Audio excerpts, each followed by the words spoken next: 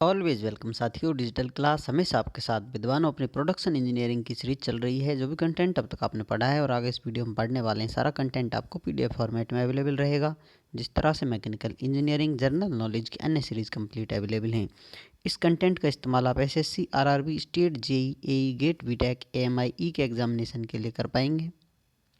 इससे पिछली वीडियोज़ में साथियों हमने मशीनिंग ऑपरेशन से स्टार्ट कर दिए थे, जिनमें लेथ मशीन हम सबसे पहले स्टडी करने लगे हैं।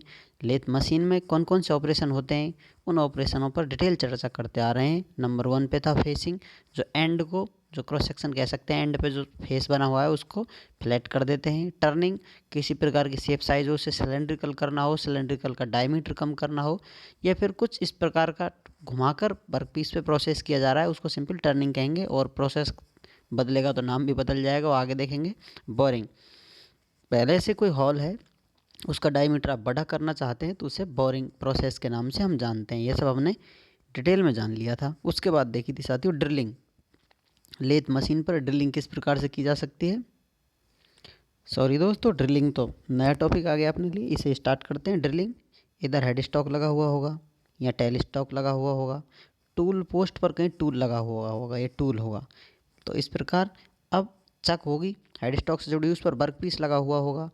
तो यहाँ पर ये टूल अपना आप काम करने वाला है, क्योंकि वर्क पीस को इधर घूमना है। ड्रिलिंग का मतलब छेद करना होता है, छिद्रन से होता है।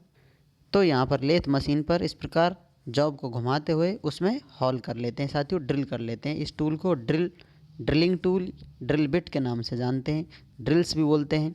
तो जैसा कि साथियों टेल स्टॉक पर लगा हुआ है, टेल स्टॉक में इसे एडजस्ट कर सकते हैं।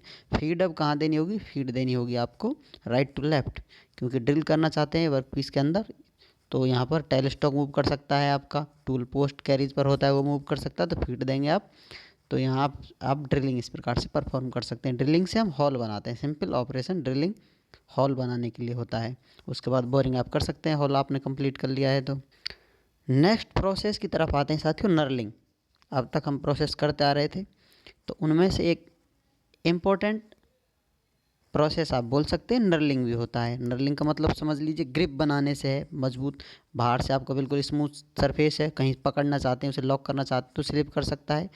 तो इस प्रकार ग्रिप बना सकते हैं बाहर की तरफ, या कोई पैटर्न बनाना हो, आपको डिज़ाइन बनानी हो, तो यहाँ चक लगी हुई है, वर्क पीस उसने पकड़ रखा है, टूल इधर से आ रहा है, टेल स्टॉक में आपने एडजस्ट कर रखा है।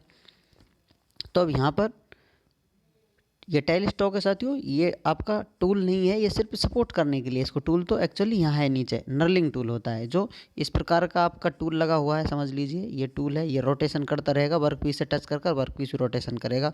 लेकिन टूल के बाहरी सरफेस पर कुछ पैटर्न बने हुए होते हैं, उभारदार नक्काशी एम्बोसिंग बनी हुई होती है, वो आपके वर्क पीस पर छप जाएगा, वही पैटर्न रिपीट होने लगेगा। तो इस प्रकार से नर्लिंग प्रोसेस हो जाता है।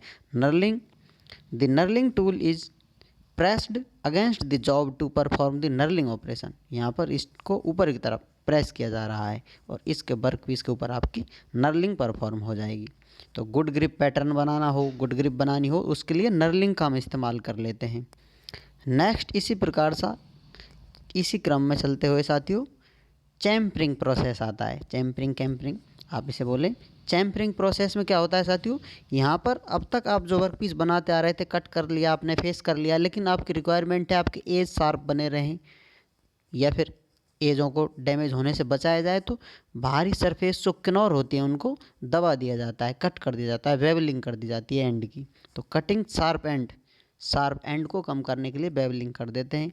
चक में आपका वर्क पीस लगा हुआ है, एक्सिस का आउट रोटेशन कर रहा होगा, चैम्परिंग टूल इसकी तरफ बढ़ता हुआ आएगा और इसके कॉर्नरों को हटा देगा, कम कर देगा। मतलब इसकी जो तिकोनी शार्प एजेस थे उनको थोड़ा घुमावदार कर देगा, जो डायरेक्ट डैमेज ना कर पाए या फिर बहुत ज़्यादा डैमेज ना हो जाए, क्योंकि कॉर्नर टूटेगा तो लंबा फ्रैक्चर दे सकता है, इसलिए चैम्परिंग प्रोसेस किया जाता है। अब यहाँ पर आपको फीड भी ध्यान में रखनी है, जैसा जैसे टूल काम करेगा उसी प्रकार से फीड होगी। फीड इस प्रकार से आप देंगे, चैम्परिंग टूल लेकर जाएंगे इसके पास, इसकी परेशानियाँ मिटाएंगे, जिस स्पीड से ले जाएंगे तो एक फीड कहलाएगी। इधर की तरफ फीड देंगे, कम ज़्यादा होती है, मटेरियल वर्क पीस का है उसके इस्तेमाल के हिसाब से, क्योंकि एक हार्ड मटेरियल है तो उसको बहुत ज़्यादा फीड देंगे तो टूल तोड़ सकता है या ठीक से काम नहीं कर पाएगा, इसलिए फीड का इंपॉर्टेंट रोल होता है। कभी फीड आपकी परपेंडिकुलर होगी, कभी पैरेलल होगी। इसके अलावा आपको एंगुलर भी देखने को मिलेगी।